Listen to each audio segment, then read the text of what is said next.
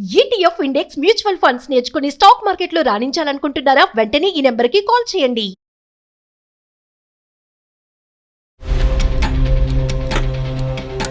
కష్టపడి అన్ని తీసుకొస్తే ఆవిడ ఇంకా సరిపోలేదు, ఇంకా ఎంత ఖర్చు పెట్టినా ఇంకా సరిపోలేదు, నాకు ఇంకా కావాలి, నువ్వేం చేతకనడమే ప్రతిసారి నన్ను రిపోర్ట్ చేశారు. ఎక్కడైనా సరే ఆవిడతో పెత్తనం, మా మామగారింట్లో కూడా ఆవిడతో పెత్తనం. సో వాళ్ళని కూడా టార్చర్ చేసేది డబ్బుల గురించి. మా మామగారు చనిపోయారని తెలిసినా సరే కూతురని బాధ్యత కూడా లేకుండా వెళ్ళలేదు. నీకెందుకు పాపం చూపించాలి? నీకేం సంబంధం అని పాపం చూపించాలి? చెత్తవెదవ మాటలు విని మీరు నిజం అనుకుంటున్నారు, కానీ ఆడు పెద్ద ఫ్రాడ్ అండి, పెద్ద సైకో. మా నాన్నగారు చనిపోయారు, చనిపోయారన్న విషయం కూడా నాకు తెలియదు. అలా చేశాడు చెత్తవెదవ.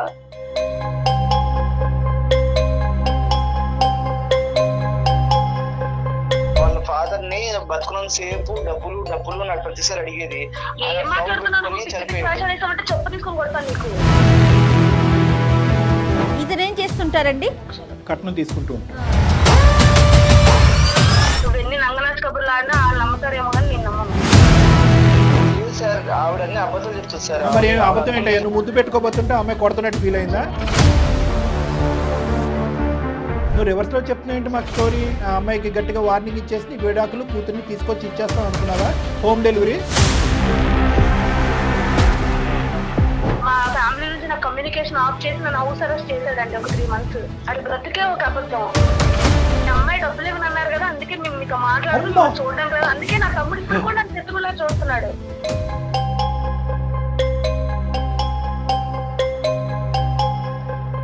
ఏదో కోపంలో జరిగింది సార్. కోపంలో మనుషులు చంపేస్తారా? తండ్రి కూతురు బంధం కూడా తెంచేసుకుంది మీ అమ్మాయి అన్నట్టుగా మాట్లాడతావా? సార్ ఇదంతా కాదు సార్, నాకు అమ్మాయికి వద్దు సార్, నాకు బిడ్డలు ఇప్పించండి, లేదంటే నాకు పాపను ఏం పంపించేసి. ఆటలుగా ఉందా వినోద్? విడాకులంటే వీడికి డివోర్స్ కాదు సార్, జైల్లో పెట్టించి ఊచలు లెక్క పెట్టించాలి. ఒక అమ్మాయి అంటే డబ్బులు ఇచ్చే ఏటీఎం మిషన్ లో చూసిన ఇలాంటి వాళ్ళకి జైల్లో పెట్టించాలి సార్. నాకు న్యాయం చేస్తారు అనుకుంటే ఆ అమ్మాయికి సపోర్ట్ చేస్తారండి సార్. అందమైన జీవితానికి ఎవరు మెయిల్ చేస్తే వాళ్ళకి సపోర్టివ్గా మాట్లాడతారు డాక్టర్ గారు, నేను అనుకుంటున్నారా ఏంటి?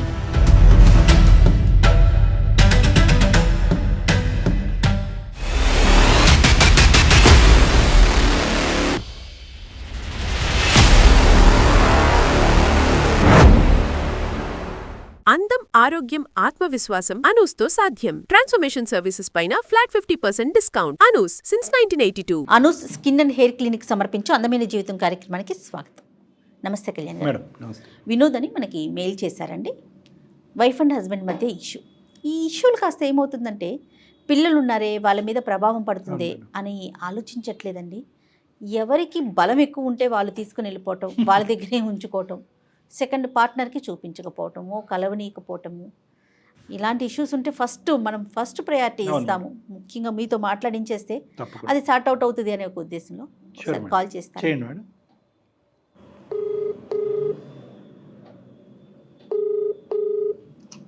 హలో, నమస్తే అండి, వినోద్ గారా? అవునండి, ఎవరండి? నేను జయానండి, సుమన్ టీవీ అందమైన జీవితం ప్రోగ్రామ్ నుంచి కాల్ చేస్తున్నాను. ఓ నమస్తే అండి. నాతో పాటు డాక్టర్ కళ్యాణ్ చక్రవర్తి గారు ఉన్నారు. ఒకసారి మీ సమస్య ఏంటో చెప్పండి, డాక్టర్ గారు సరైన సలహా మీకు అందిస్తారు. సరే అండి. ఓకే, సరే. హలో వినోద్ గారు, నమస్తే అండి. నమస్తే సార్. సార్ నమస్తే, చెప్పండి సార్. ఏంటి సార్? సార్ నా పేరు వినోద్ అండి. నాకు పెళ్లి 4 సంవత్సరాలు అయిందండి. రైట్. 1.5 year పాప ఉందండి. మా వైఫ్ వచ్చేసి సౌమ్య అండి. మీరేం చేస్తుంటారు? సార్ నేను బిజినెస్ చేస్తున్నానండి. లవ్ మ్యారేజా, అరేంజ్డ్ మ్యారేజా? అరేంజ్డ్ మ్యారేజ్ అండి. పాప ఎంత అండి? పాపకి 1.5 year అండి. ఓకే, చెప్పండి సార్. సార్ అయితే మా వైఫ్ కి కొంచెం డబ్బు పిచ్చండి. అంటే ఎక్కువ ఖర్చులు చేయడం, లగ్జరీగా బతకాలనుకోవడం, ఇప్పుడు నాకు ఇది కావాలి అది కావాలని చెప్పడం, అందరితో కొంచెం కంపేర్ చేసుకోవడం, పక్కింటి వాళ్ళు ఎలా ఉన్నారు, ఎదురింటి వాళ్ళు ఎలా ఉన్నారు అని కంపేర్ చేస్తూ ఉంటే కొంచెం గొడవలు అయినాయి సార్. పాప పుట్టిన తర్వాత కూడా ఇంకా ఎక్కువైంది సార్. అంటే మా అన్నయ్య కొంచెం సాఫ్ట్వేర్ సార్, నేనైతే బిజినెస్ అండి. మా అన్నయ్య కొంచెం ఎక్కువ సంపాదిస్తారు నా మీద. సో మా అన్నయ్య వాళ్ళు కూడా చూసారు, వాళ్ళందరూ గొప్పలు అయిపోయారు, మనం ఇంకా ఇక్కడే ఉన్నాము, లగ్జరీ లైఫ్ కావాలి నాకు అని చీటింగ్ మరి గొడవ పడేది సార్. తనేం చేస్తుంటారండి? తను ఏమైనా జాబ్ చేస్తారా? లేదండి, ఆవిడ హౌస్ వైఫ్. ఓన్లీ ఖర్చు పెట్టడమే తను. నేను తప్పు చెప్పినా సరే నన్నే కావాలని టార్గెట్ చేయడం, నువ్వేం చేతకనబడివి, నువ్వేం చేయడం లేదు, నువ్వేం సంపాదించడం లేదు. అంటే మీరు మామూలుగా వినోద్ గారు అంటే ఇంటికి సంబంధించిన అవసరాలు కానీ ఖర్చులు కానీ ఆమె యొక్క అవసరాలు కానీ ఇవన్నీ దగ్గరుండి మిగతా అన్నీ చూసుకుంటారా, లేదంటే ఆవిడ ఖర్చు ఎక్కువ మీ పీనాస్థానం ఎక్కువ? అంటే మీరేమైనా పీనాస్థానం చూపెడతారా? ఇంట్లో బాధ్యతలను మావేనంటే నేను కష్టపడి అన్ని తీసుకొస్తే ఆవిడ ఇంకా సరిపోలేదు, ఇంకా ఎంత ఖర్చు పెట్టినా ఇంకా సరిపోలేదు, నాకు ఇంకా కావాలి, నువ్వేం చేతకనడు ప్రతిసారి నన్ను అంటే ఆవిడకి ప్రైమరీ కంపారిజన్ పారామీటర్ ఎవరో కాదు, మీ ఓన్ బ్రదరే. ఎందుకంటే అతను ఎంప్లాయీ, వాళ్ళకి ఏంటంటే స్టాండర్డ్గా ఒక శాలరీ వస్తుంది, స్టాండర్డ్గా ఒక టైమింగ్ ఉంటుంది. Okay okay. బిజినెస్ ఎక్స్పాండ్ అయిన తర్వాత మనకు లైఫ్ లో సెటిల్ అవ్వచ్చు.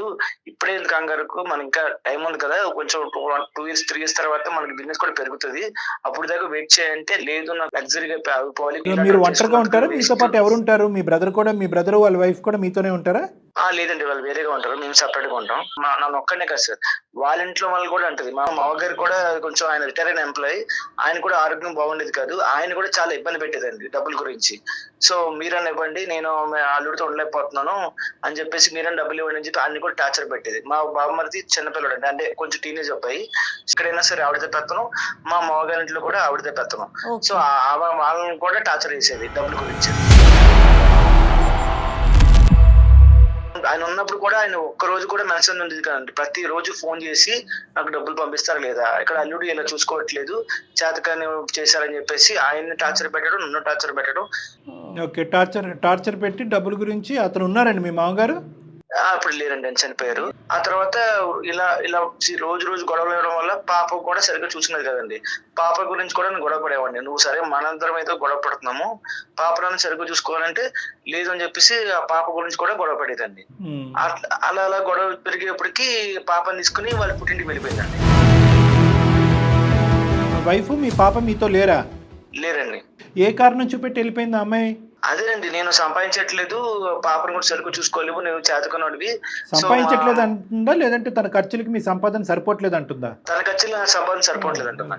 సరే, ఇంకో విషయం చెప్పాలండి, మా అమ్మాయి ఎటువంటి క్యారెక్టర్ అంటే మా మామగారు చనిపోయారని తెలిసినా సరే కూతురని బాధ్యత కూడా లేకుండా వెళ్ళలేదండి. అంటే ఆయన బతుకున్నప్పుడు సాధించింది, డబ్బులు ఇవ్వలేదని చెప్పేసి చనిపోయినప్పుడు కూడా చూడడానికి కూడా వెళ్ళలేదండి. నేనే వెళ్ళి దగ్గర నుండి మా మామగారికి చూసుకున్నానండి అప్పుడు. సో అంటే తను అడిగినప్పుడల్లా ఆ డబ్బు ఇవ్వలేదనే కోపంతో తండ్రి చనిపోయిన తర్వాత కూడా వెళ్ళలేదా? ఆమె వెళ్ళలేదండి. మరీ టూ మచ్ అండి. పాపను చూడడానికి వెళ్తున్నా సరే పాపను కూడా చూపించేది కాదండి, ఫోన్ లో కూడా మాట్లాడించేది కాదు. ఇలా సంవత్సరం నుంచి అడుగుతూనే ఉన్నాను, ఒక్కసారి నా ఇంటికి రండి, మనం మాట్లాడుకుందాం, ఇంటి గురించి మాట్లాడుకుందాం అంటే లేదు, నీకు నాకు సంబంధం లేదు, పాపను కూడా చూపించను, పాపకి నీకు సంబంధం లేదని చెప్పి అలా గొడవ కూడా చేసేదండి. పోనీ విడాకులు తీసుకుందాం అంటే దానికి ఒప్పుకోవడం లేదండి. విడాకుల వరకు వెళ్ళిపోయిందండి. అంటే మీరు ప్రపోజ్ చేశారా విడాకులు తీసుకుందాం అని చెప్పి?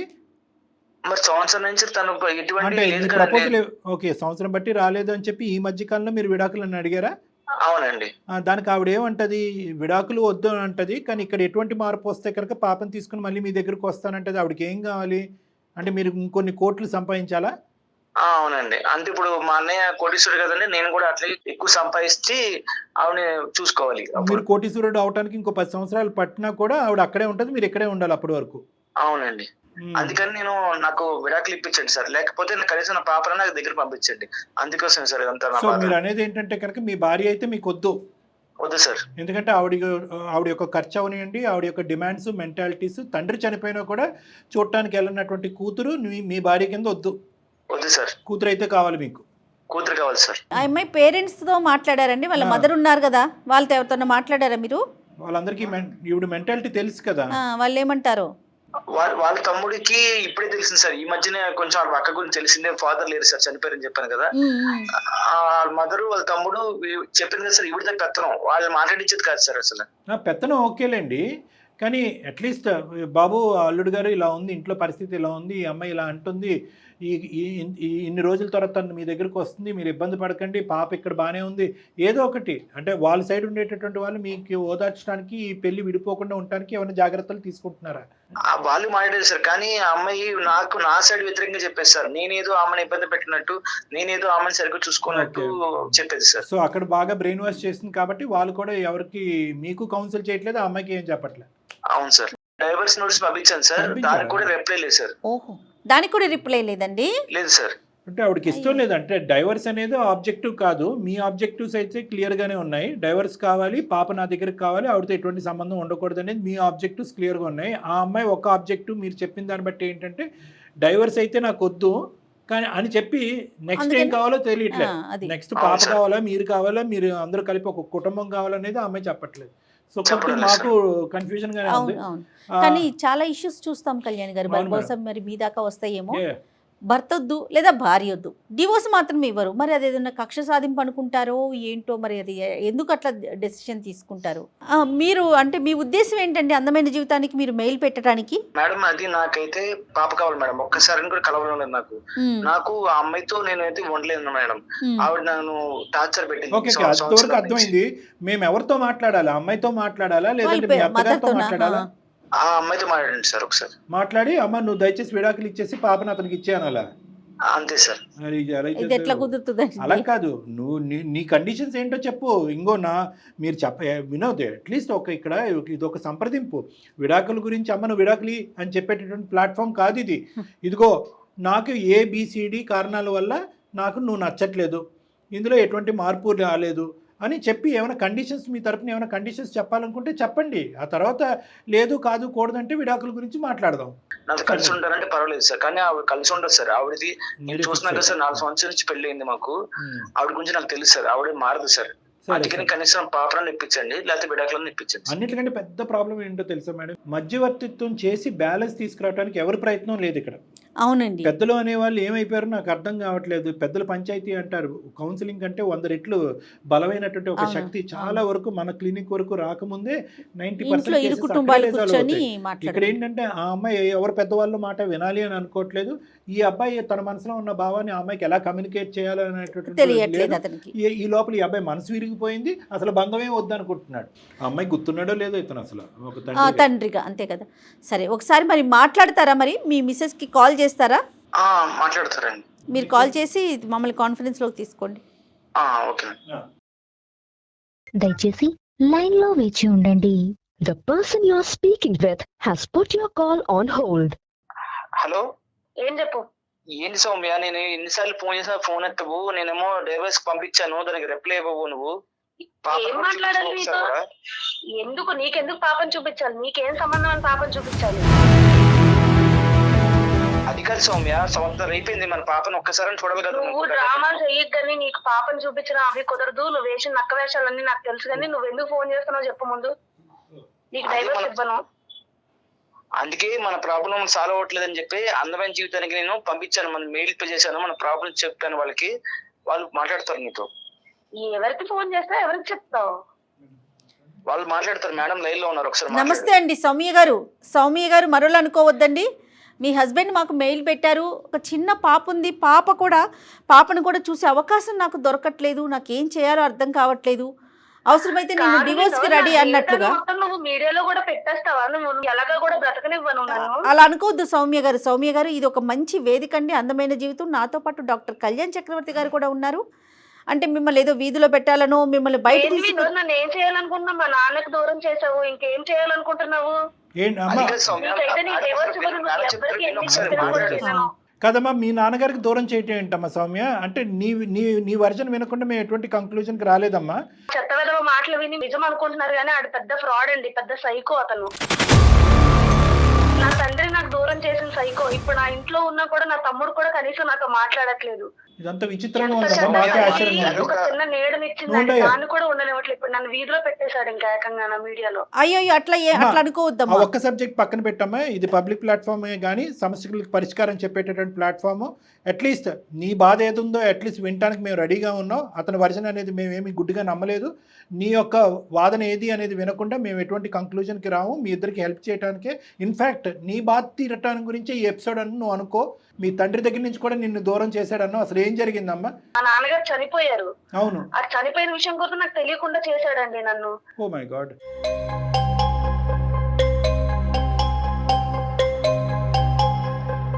అతను ఇంకో విధంగా చెప్పాడమ్మా మాకు. ఏం చెప్పావు వినోద్? నువ్వు చెప్పు. చెప్పు, ఏం చెప్పావు అసలు? ఏం చెప్పావు? మాకేం చెప్పావో చెప్పు వినోద్. దేనికి పాపం చూపించలే, ఏం చెప్పావు నువ్వు అసలు? అదంతా వదిలేసే, వాళ్ళ తండ్రి గురించి నువ్వు మాకేం చెప్పావో చెప్పు నాన్న. వాళ్ళ ఫాదర్ ని బతుకున్నంత సేపు డబ్బులు డబ్బులు నాకు ప్రతిసారి అడిగేది. ఏం మాట్లాడుతున్నావు నువ్వు? పిచ్చి పిచ్చి వేషాలు వేసావంటే చెప్పు తీసుకొని కొడతాను నీకు. అమ్మ నేను అడిగానా డబ్బులు? అమ్మ చెప్తా తర్వాత కొడుతు, కానీ అతను అసలు ఏం చెప్తున్నాడు వినమ్మా. సోది మాటలు తప్పించి ఇంకేం ఉండదు. ఇంకా మేము అతని మాట విన్నాం, ఆయన అంతే. ఇంకా అతని మాట మేము విన్నాం. నువ్వు చెప్పమ్మా, నువ్వు చెప్పు అసలు ఏం జరిగింది తల్లి? మొదటి నుంచి చెప్పు. పెళ్ళై 4 సంవత్సరాలు అవుతుంది. మాకు 1 సంవత్సరం పాప ఉంది. మాది అరేంజ్ మ్యారేజ్ అండి. నాకు 30 లక్షలు కట్నం ఇచ్చి చేశారండి ఈయనకి. 30 ఇతనేం చేస్తుంటారండి? 30 లక్షలు కట్నం తీసుకుంటారు.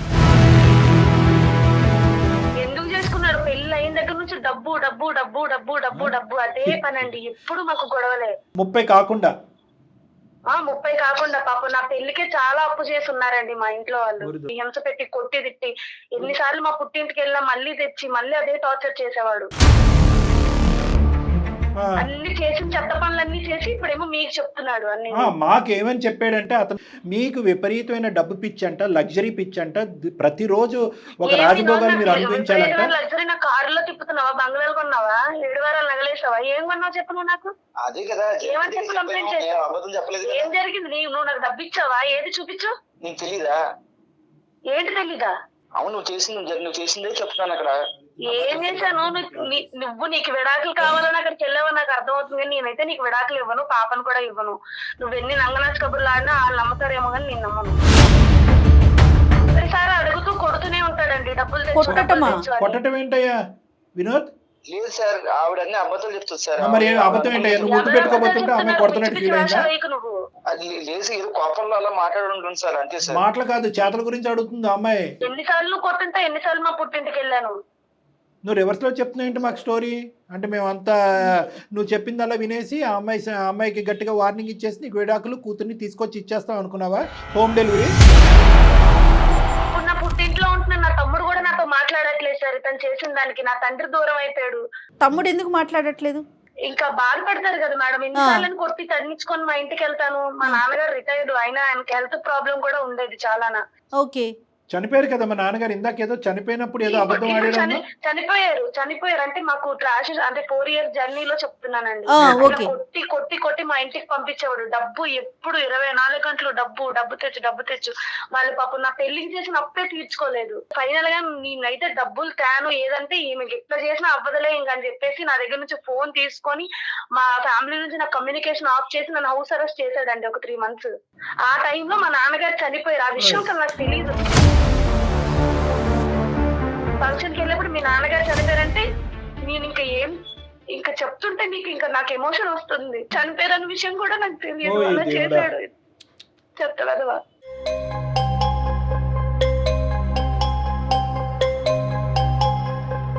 మనిషివేనా? డబ్బు కోసమే. మా నాన్నగారు చనిపోయినప్పుడు కూడా ఆయన నా కూతురు నన్ను చూడడానికి రాలేదు. డబ్బు కోసమే ఆయన ఒక ముద్ర వేసి, నా దగ్గర ఫోన్ లేదు, ఏం లేదు, మినిమం కమ్యూనికేషన్ లేదండి మా ఇంట్లో వాళ్ళతో. అది ఎదవ అంత పనికమని లేదు, అన్ని చెప్పేది అబద్ధాలే. అది బ్రతికే ఒక అబద్ధం. ఇతను వెళ్ళి మీ అమ్మాయి డబ్బులు ఏమని అన్నారు కదా, అందుకే మేము మీతో మాట్లాడుతూ చూడడం కదా, అందుకే నా తమ్ముడు ఇప్పుడు కూడా నాకు శత్రువులా చూస్తున్నాడు.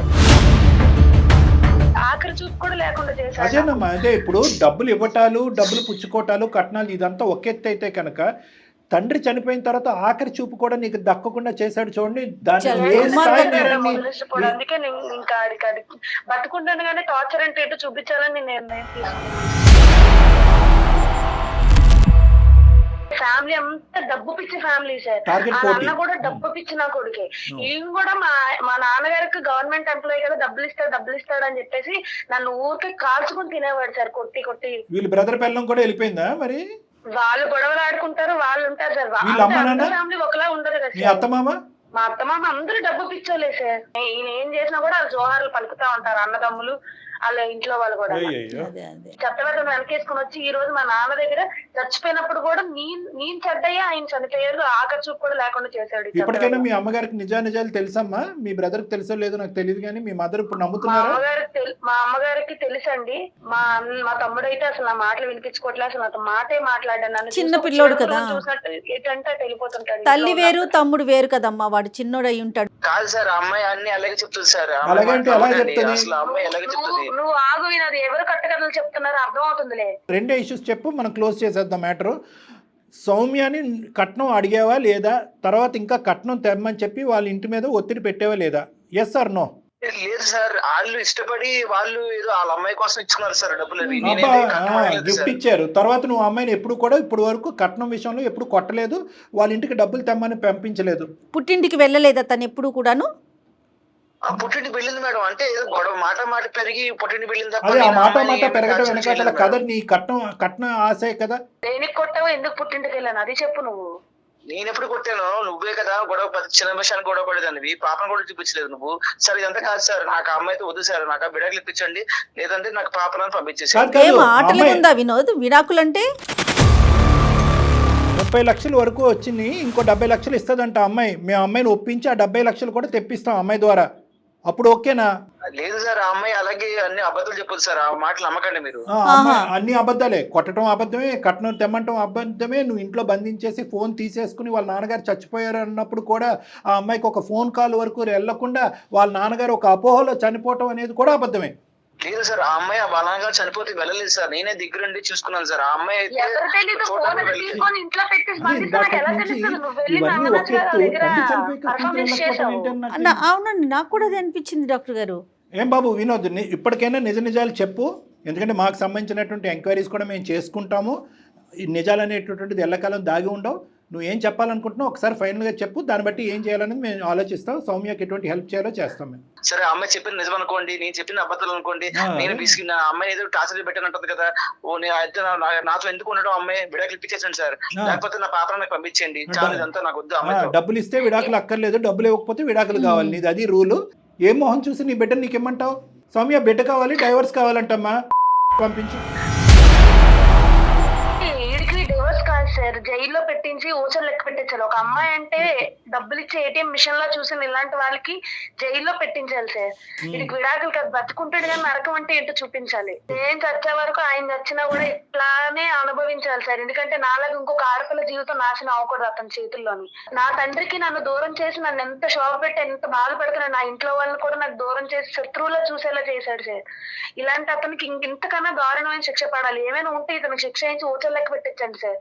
డివోర్స్ అయితే మాత్రం నేను ఇవ్వను సార్. బాబు వినోద్, ఐ ఓపెనర్, ఆ అమ్మాయి అదే డివోర్స్ సార్, ఇవ్వట్లేదంటే కనుక మళ్ళీ డివోర్స్ ఇస్తే మళ్ళీ ఇంకొక అమ్మాయిని చేసుకుంటే కట్నం వస్తుంది కదా కరెక్ట్ సార్. డబ్బు కరెక్ట్ డబ్బు అమ్మా. పిచ్చి సార్ వాళ్ళకి. ఇంకొకటి కూడా చెప్తున్నాను, పాప అతనికి రాదని తెలుసండి, కానీ అక్కడ గన్ను పెడితే కనుక అట్లీస్ట్ పాప అది. రాకపోయినా డివోర్స్ వస్తుంది. పాపను చూసి సంవత్సరం అవుతుంది సార్, ఒక్కసారి కూడా తన ఫోటో కూడా చూడలేదు సార్ నేను. కానీ పెంచి పెద్ద చేసి అంత పెద్దదాన్ని చేసిన ఆ అమ్మాయికి చివరి చూపు లేకుండా చేశారు కదా మీరు తండ్రిని.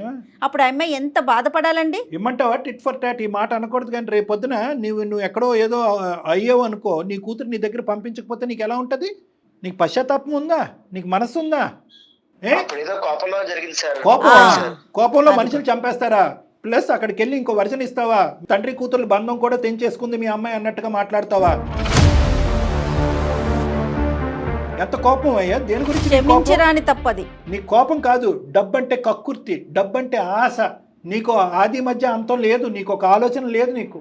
ఇంకొకటమ్మా సౌమ్య, నువ్వు ఎండ్ అంటున్నావు, అతన్ని ఇలా బాధ పెడతానంటున్నావు, ఇది పద్ధతి కాదమ్మా. నువ్వు నిజంగా అతన్ని శిక్షించాలనుకుంటే కనుక దానికి వేరే మార్గాలు ఉన్నాయి. అసలు డౌరీ హెరాస్మెంట్ కింద భయంకరమైన లీగల్ సిస్టమ్, లా సిస్టమ్స్ ఉన్నాయి. మీరు మీకు ఏదో మెయిల్ చేసి నాకు న్యాయం చేస్తారు అనుకుంటే ఆ అమ్మాయికి సపోర్ట్ చేస్తారండి సార్. నాకు న్యాయం చేయండి సార్, విడాకులు ఇప్పించండి సార్. కాదు వినోద్, అందమైన జీవితానికి ఎవరు మెయిల్ చేస్తే వాళ్ళకి సపోర్టివ్ గా మాట్లాడతారు డాక్టర్ గారు నేను అనుకుంటున్నారా ఏంటి? నా సైడ్ కూడా ఆలోచించండి. ఏంటి నీ సైడ్ ఆలోచించేది? ఏం ఆలోచించేది? ఒక తండ్రి నువ్వు ఇంకా అమ్మాయి స్థానంలోకి వెళ్ళి నిలబడి ఒక 2 నిమిషాలు కొద్దిగా మానసికంగా ఒక పశ్చాత్తాపం చూపెట్టయ్యా. అరే నీ తండ్రిని నిన్ను దూరం చేశాను, మీ తండ్రి చనిపోయిన నా ఆఖరి చూపు దక్కలేదని చెప్పి ఇప్పుడు కూడా డివోర్స్ కావాలని అదే పాఠం పాడుతున్నావు నువ్వు. ఆ అమ్మాయి చేస్తే కనుక నువ్వు ఓసలు లెక్క పెడతావు తెలుసా?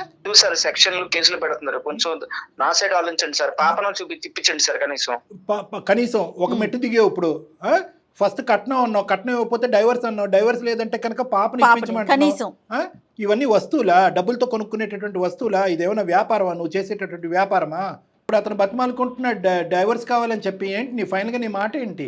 డైవర్స్ అయితే ఇవ్వను సార్. ఇప్పుడు మళ్ళీ కలిసి ఉంటే మా తమ్ముడిని మా అమ్మని కూడా నా నుంచి దూరం చేసేసి మళ్ళీ డబ్బు పిచ్చి, ఇప్పుడు ఆల్రెడీ మా తమ్ముడు మా అక్కకి డబ్బు పిచ్చి మా నాన్న రాలేదు అన్నట్టు నన్ను చేశారు సార్. ఇంకా మళ్ళీ అదే అనుకున్నాను.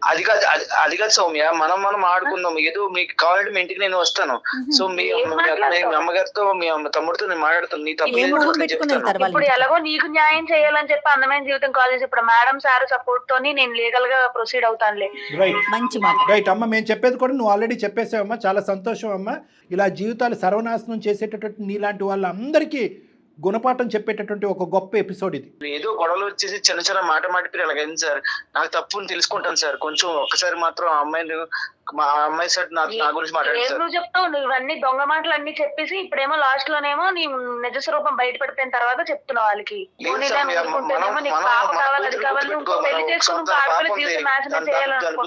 దాని గురించి మాట్లాడుకున్నాం. కూతురు ఇప్పుడు గుర్తుకొచ్చిందా మీకు? ఆ బాధతో చనిపోయినటువంటి ఆ తండ్రిని కూడా తీసుకురా, మీ ఆవిడ నీ దగ్గరికి వస్తుంది ఆటోమేటిక్ గా. మీరు రప్పిస్తాం ఒకసారికి అమ్మాయి నన్ను అంటే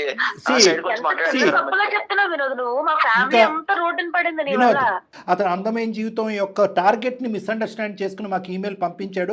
మేము కూడా సాక్ష్యాధారాలు వెరిఫై చేస్తాం. మేము కూడా కొంతమందిని కాంటాక్ట్ చేస్తాం. తర్వాతే మేము ఒక కంక్లూజన్ రావటం అని జరుగుతుంది. పూర్తిగా న్యాయం నీ సైడ్ ఉంది సౌమ్య. నీకు మేము సపోర్ట్గా నిలబడతాం. నిన్ను బతిమాలటం కానీ నిన్ను అతని దగ్గర పంపించడం అనేటటువంటి ప్రయత్నం మేము చెయ్యం.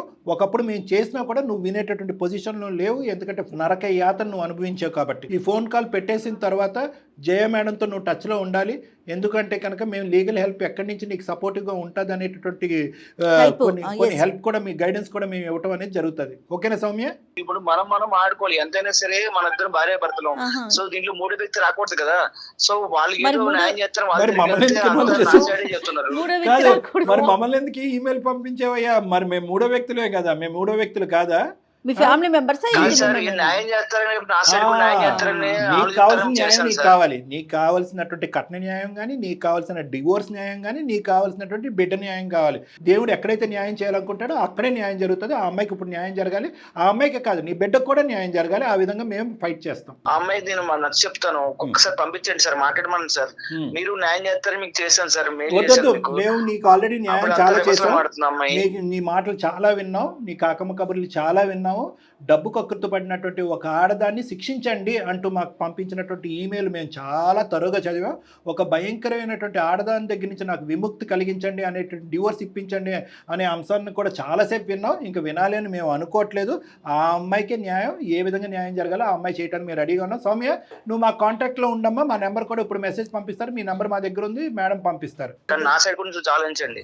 నీ సైడ్ గురించి చాలా ఆలోచించాం, కానీ మేము ఇంత కఠినంగా ఎప్పుడు కూడా వ్యవహరించలేదు. కానీ ఇంత భయంకరమైనటువంటి పరిస్థితికి ఇదే న్యాయం అన్నట్టుగా మేము గట్టిగా నమ్మిన తర్వాత ఇది చెప్తున్నాం. నీకేమీ అన్యాయం జరగలేదు, ఆ అమ్మాయికి పూర్తి అన్యాయం జరిగింది. ఆ అమ్మాయికి న్యాయం ఇప్పటికైనా జరిగింది. కానీ అసలు ఎంత అంటే వాళ్ళు ఎవరు మెయిల్ పెడితే వాళ్ళ వైపు వెళ్ళిపోతుంది అట్లా అనుకుంటున్నారు ఏంటో. మేము ఎవరు అంటే ఫస్ట్ ముందు మేము చెప్తే మాదే నిజం అట్లా అనుకుంటారు కదా డాక్టర్ గారు. అది ఒకటి, ఈమెయిల్ పంపించిన ఒకటి. పోనీ ఈమెయిల్ పంపించిన తర్వాత మనం ఫోన్ కాల్ ఆన్సర్ చేసిన తర్వాత నాన్న నీకేంటి అన్యాయం జరిగిందంటే అతని సైడ్ నుంచి ఒక 10%, 20%, 25% నా సైడ్ కూడా ఈ కట్నం గురించి కక్కుతు పడ్డాను, ఈ విధంగా హింసించాను, బాధపడ్డాను అనేటటువంటి మాట అంటే నీకు ఏమైనా బుద్ధి ఉందా అయ్యా?